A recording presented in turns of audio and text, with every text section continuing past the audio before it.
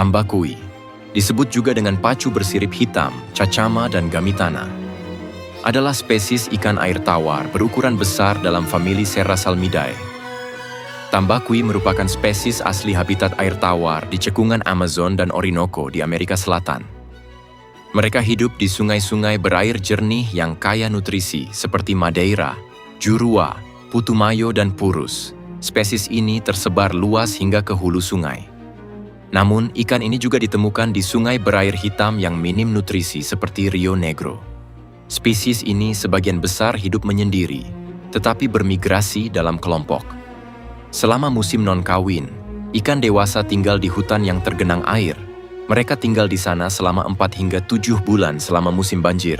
Tetapi ketika permukaan air turun, mereka pindah ke saluran sungai utama. Ini parah nih.